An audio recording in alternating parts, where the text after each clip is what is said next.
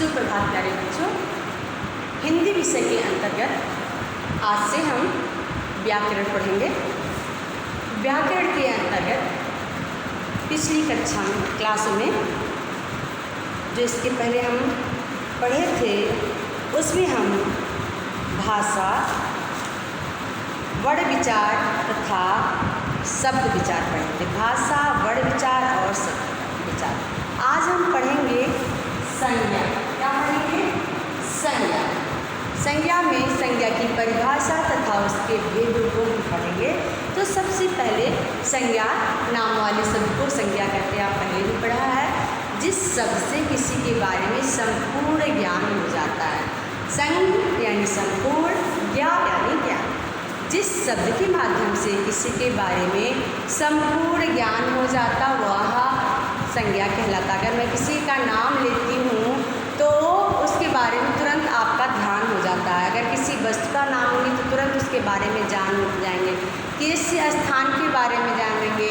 किसी के बारे में अगर हम उसका नाम लें, जैसे मैंने बोला ताजमहल, मैंने बोला गंगा नदी, वाराणसी, इस तरह की चीज़ें अगर मैंने बोला तो तुरंत आपको उस जगह के नाम का बोध हो जाता है, ज्ञात हो जाता है।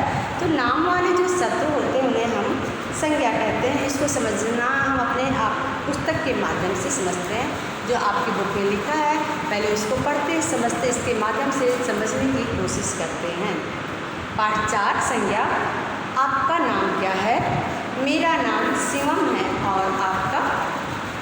किसी भी अपरिचित व्यक्ति से मिलने पर हम सबसे पहले अपना नाम बताते हैं। क्या बताते हैं? अपना नाम बताते हैं, तभी तो वह हमारे बारे में जानेगा। और मिलने वाले का नाम जानना चाहते हैं। नाम जाने बिना किसी को संबोधित करना कठिन तथा अटपटा हो जाता है। अगर मैंने कहा ऐ सुनो इधर आओ, तो और समझ में नहीं पाएगा अगला कोई बड़ा से कोई जा रहा है, अरे सुनिए सुनिए इस तरह के कह के बुलाएंगे तो ये सही नहीं होता है और थोड़ा अटपटा होता है। किसी को बुलाना मुश्किल हो जाता है जब उसका नाम रहता है उस चीज़ को बुला। मैं कहूँगी जाओ वो सामान लेके आओ, तो आप कौन सा सामान लेके आएंगे? आपको अगर मैं उसका नाम बता दूँगी कि जाओ ये सामान लेके आओ, जाओ बकेट लेके आओ, जाओ डिब्बा लेके आओ, जाओ फल लेके आओ, इस तरह के सामान बता दूँगी तो शायद आपको वो सामान लाने में आसानी रहेगी। अगर नाम वाले शब्द नहीं रहते हैं तो चीज़ों को समझना बहुत मुश्किल हो जाता है। भारतवासी संसार में एकता की भावना के लिए प्रसिद्ध है। इसमें अभी हम सारी पंक्तियाँ पढ़ेंगे। इन सारी पंक्तियों में कुछ नाम वाले शब्द हैं, उसको हम समझेंगे। कृष्ण और सुदामा की मित्रता दोस्ती का पाठ पढ़ाती है। शाहरुख खान के आकर्षक अभिनय ने उसे लोकप्रियता प्रदान की। महात्मा बुद्ध के तेज ने अंगुलीमाल को नेकी का राह दिखाई। इन सारी पंक्तियों में जो नाम वाले शब्द हैं उसको हम देखेंगे। जैसे किसी व्यक्ति का नाम है तो व्यक्ति के नाम में कृष्ण, सुदामा, शाहरुख खान, महात्मा बुद्ध, अंगुलीमाल, शुभम और अंबिका, ये व्यक्तियों के नाम इन पंक्तियों के अंतर्गत इतने इंसानों के नाम आए हैं। उसके बाद एकता, मित्रता, दोस्ती, अभिनय, लोकप्रियता, ये भाव के नाम हैं। यानी हम उसको महसूस करते हैं देखकर, वो जो भाव वाले नाम होते हैं। संसार तथा ग्रेटर कैलाश जगह का नाम है।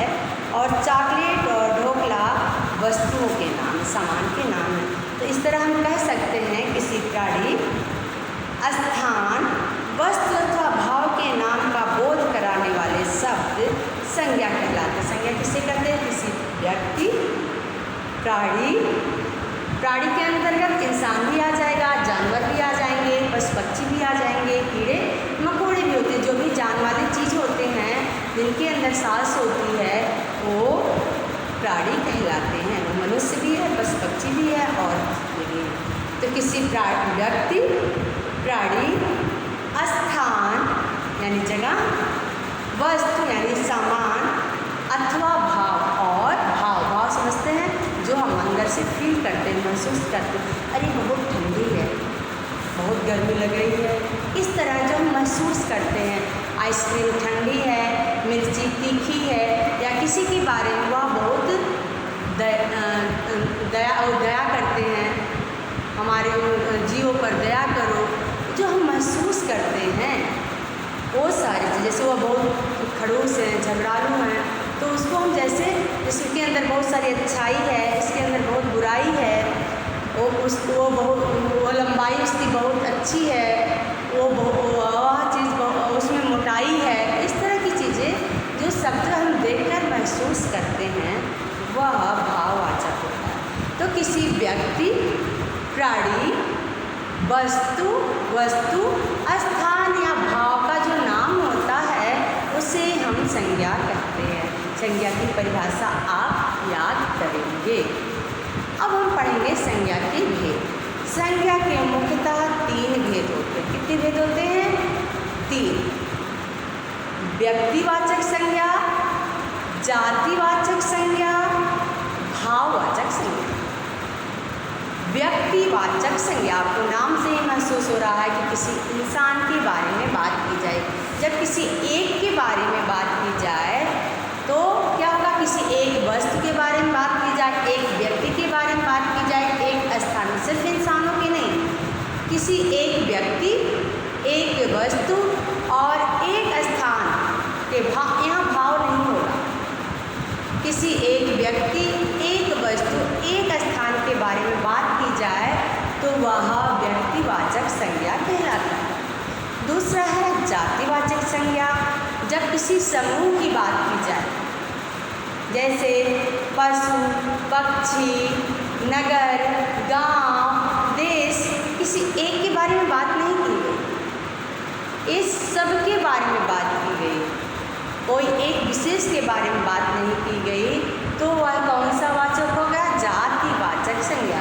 इसके अलावा जितने भी धातुएं होती हैं, जैसे लोहा, सोना, चांदी, मोती, जितनी भी धातुएं होती हैं वो सारे जातिवाचक के अंतर्गत आते हैं। इसके अलावा जितना भी द्रव्य पदार्थ होता है, लिक्विड होता है, जैसे पेट्रोल, डीजल, पानी, ये सब भी जातिवाचक संज्ञा के अंतर्गत आते हैं। तो जब हम किसी एक विशेष व्यक्ति, वस्तु, स्थान, द्रव्य अथवा धातु, किसी एक का नहीं, किसी भी प्राणी, वस्तु, स्थान, द्रव्य अथवा धातु के नाम को हम जातिवाचक संज्ञा कहते हैं। तो व्यक्तिवाचक में एक की बात हो गई और जातिवाचक में समूह। अब हम आते हैं भाववाचक। जिस चीज़ को हम महसूस करते हैं, हम फील करते हैं, वह जातिवाचक संज्ञा कहलाता है। जैसे क्रूरता, वह क्रूर जो है विशेषण शब्द है, लेकिन मैंने बोला क्रूरता, मैंने बोला हंसी, हंसना क्रिया है, हंसी, मनुष्य, मनुष्यता, अपना, अपनत्व, यानी जो इस तरह के जिसको हम महसूस करते हैं वो सारे शब्द क्या कहलाते हैं?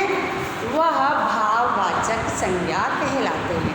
इसको समझने के लिए एक बार पुनः हम व्यक्तिवाचक संज्ञा, जातिवाचक संज्ञा तथा भाववाचक संज्ञा पुस्तक के माध्यम से समझने का प्रयत्न करते हैं। हम पढ़ते हैं इसके आधार पर संज्ञा के 3 भेद होते हैं। संज्ञा की परिभाषा के आधार पर संज्ञा के 3 भेद होते हैं: व्यक्तिवाचक संज्ञा, जातिवाचक संज्ञा तथा भाववाचक संज्ञा। स्टेफी ग्राफ विश्व प्रसिद्ध टेनिस की सर्वोत्तम महिला खिलाड़ी रही हैं। आईफल टावर फ्रांस की सबसे प्रसिद्ध इमारत है। रविंद्रनाथ टैगोर को गीतांजलि के लिए नोबेल पुरस्कार मिला। ऊपर लिखे वाक्यों में रंगीन शब्द एक विशेष वस्तु, स्थान अथवा प्राणी के नाम के द्योतक हैं। यही व्यक्तिवाचक संज्ञा कहलाते हैं। क्या है? किसी एक विशेष के बारे में बताया गया। जैसे स्टेफी ग्राफ एक लेडी का नाम है। अगर हमने बोला महिला खिलाड़ी, महिला बोल दिया तो ये जातिवाचक हो जाएगा, क्योंकि किसी एक के बारे में नहीं बात किया। और यहाँ स्टेफी-ग्राफ एक महिला के बारे में बात की जाए तो यह व्यक्तिवाचक संज्ञा कहलाता है। आईफल टावर एक प्लेस के बारे में बात किया जा रहा है तो ये व्यक्तिवाचक। रविन्द्रनाथ टैगोर एक के बारे में बात किया जाए तो वह व्यक्तिवाचक संज्ञा है। इस तरह व्यक्तिवाचक संज्ञा की परिभाषा हुई किसी एक विशेष व्यक्ति, वस्तु या स्थान के नाम का बोध कराने वाले शब्द व्यक्तिवाचक संज्ञा कहते हैं। आप इसको कम से कम 10 टाइम रिपीट करके लर्न करेंगे कि किसी एक विशेष व्यक्ति, वस्तु अथवा स्थान के नाम को संज्ञा कहते हैं। आपको संज्ञा की परिभाषा और व्यक्तिवाचक संज्ञा की परिभाषा में थोड़ा कन्फ्यूजन हो जाता है, क्योंकि किसी प्राणी, व्यक्ति, वस्तु, स्थान, जातीय भाव के नाम को संज्ञा कहते हैं, लेकिन अंतर सिर्फ एक है, इसमें एक का होगा और भाव नहीं होगा। किसी एक प्राणी, व्यक्ति और वस्तु, भाव नहीं लिखेंगे। किसी एक प्राणी, वस्तु या व्यक्ति के नाम को हम क्या कहते हैं? संज्ञा कहते हैं। ठीक, और सारी व्यक्तिवाचक संज्ञा कहते हैं। और संज्ञा किसी प्राणी, किसी के भी नाम को कह देंगे। एक का होगा तो भी और ज़्यादा का होगा तो भी, और किसी एक का कहेंगे तो व्यक्तिवाचक। दूसरा हम पढ़ते हैं जातिवाचक संज्ञा। नारी से ही घर की शोभा है, अपने नगर का नाम बताओ। इसमें नारी, नगर और घर ये संज्ञा शब्द है। नारी किसी एक महिला के बारे में बात नहीं की जा रही, सारे नारियों के बारे में बात कर रही है, किया जा रहा है। घर किसी एक विशेष व्यक्ति के घर के बारे में बात नहीं किया जा रहा है, और किसी एक नगर के बारे में बात नहीं की, सारे नगर, कोई भी नगर, कुछ भी हो सकता हो। तो जब इसमें किसी एक विशेष की बात नहीं की जा रही है, समूह की बात की जा रही, तो वह जातिवाचक संज्ञा होगा। किसी जाति के एक ही प्रकार के सभी प्राणियों, वस्तुओं, स्थानों आदि का नाम का बोध कराने वाले शब्द क्या कहलाते हैं? जातिवाचक। जैसे मैंने बोला पंछी सभी पंछी उड़ते हैं, जानवर, उसमें गाय भी आ जाएगा, भैंस भी आ जाएगी, बकरी भी आ जाएगा, भेड़ भी आ जाएगा, कोई भी आ जाएगा, इस समूह में होता है। मैंने बोला मेला, किसी एक मेले की बात नहीं की, तो किसी गांव का कोई भी मेला हो सकता है। तो इस तरह के शब्द जो किसी भी चीज़ का बोध कराते हैं वह जातिवाचक, समूह का बोध कराते हैं। एक का ना के अनेक समूह, सारे लोगों के बोध कराते हैं, वो जातिवाचक संज्ञा होता है। इसमें धातु तथा द्रव्य भी आता है, जैसे सोना, चांदी, पेट्रोल, डीजल, पानी इत्यादि। अब इसकी परिभाषा हम 2 टाइम आपके साथ में पढ़ते हैं, उसके बाद भाववाचक संज्ञा को पढ़ेंगे। किसी जाति के एक ही प्रकार के सभी प्राणियों, वस्तुओं, स्थानों आदि के नाम का बोध कराने वाले शब्द जातिवाचक संज्ञा कहलाते हैं। किसी जाति के एक ही प्रकार के सभी प्राणियों, वस्तुओं, स्थानों आदि के नाम का बोध कराने वाले शब्द संज्ञा जातिवाचक संज्ञा कहलाते हैं। क्या ऊपर दिए गए शब्दों के अलावा भी कोई और 5 जातिवाचक संज्ञा बता सकते हैं? इसमें दिया है कि कुछ ऊपर एग्जाम्पल दिया है, इसके अलावा भी आप 5 जातिवाचक संज्ञा बता सकते हैं, जैसे इंसान, पेड़ पौधे, किसी एक की बात नहीं की जा रही है, और जिले, देश, जिला, देश, किसी एक की बात नहीं की जा रही है। इस तरह की कोई भी 5 शब्द आप इसमें लिख सकते हैं। अब पढ़ेंगे हम भाववाचक। मैंने बताया था जिस चीज़ को हम महसूस करते हैं, फील करते हैं, उसको भाववाचक संज्ञा। जून के महीने में सबसे अधिक गर्मी पड़ती है, ताजमहल का सौंदर्य देखते ही बनता है। इसमें कुछ संज्ञा शब्द है, जैसे जून, ताजमहल। जून किसी एक महीने की बात की जा रही है तो व्यक्तिवाचक, ताजमहल किसी एक जगह की बात की जा रही है तो व्यक्तिवाचक। इसमें गर्मी और सौंदर्य, गर्मी हम महसूस करते हैं और सौंदर्य को भी देखते हैं तो महसूस करते हैं, ये महसूस करने वाले शब्द हैं, इसलिए यह भाववाचक संज्ञा है। गर्मी और सौंदर्य सद्भाव का बोध कराते हैं, इसका आकार नहीं होता, इन्हें केवल अनुभव किया जा सकता है। ऐसे शब्द भाववाचक संज्ञा कहलाते हैं। इनका कोई आकार, प्रकार, लंबाई, चौड़ाई, मोटाई नहीं होता, देख के हम महसूस करते हैं। प्राणियों, इसकी परिभाषा है, मेरे साथ आप पढ़ेंगे। प्राणियों, वस्तुओं या स्थानों के गुण, दशा, कार्य, भाव या स्वभाव आदि का बोध कराने वाले शब्द भाववाचक संज्ञा कहलाते हैं। किसका किसका गुण? उसकी अच्छाई, बुराई, दशा, लंबाई, चौड़ाई, कार्य, अच्छा बुरा, भाव, मन के भाव, मुझे अच्छा लग रहा है, मुझे बुरा लग रहा है, मुझे गर्मी लग रही है, मुझे ठंडी लग रही है, स्वभाव, उसका स्वभाव अच्छा है, उसका स्वभाव बुरा, यानी इन सारी चीज़ों का बोध कराने वाले जो होते हैं शब्द, वह भाववाचक संज्ञा कहलाते हैं। तो आज हमने व्यक्तिवाचक, जातिवाचक और भाववाचक संज्ञा पढ़ा। इसके अलावा द्रव्यवाचक और समुदायवाचक संज्ञा भी मैंने आपको पढ़ाया है, जो जातिवाचक संज्ञा के अंतर्गत आते हैं। आप संज्ञा की परिभाषा, संज्ञा के तीनों भेदों की परिभाषा, व्यक्तिवाचक, जातिवाचक और भाववाचक, तीनों की परिभाषा याद करेंगे। डोंट राइट इन कॉपी, मैं PDF भेजूँगी तो आप लिखेंगे। आप इन सारी परिभाषा को याद करेंगे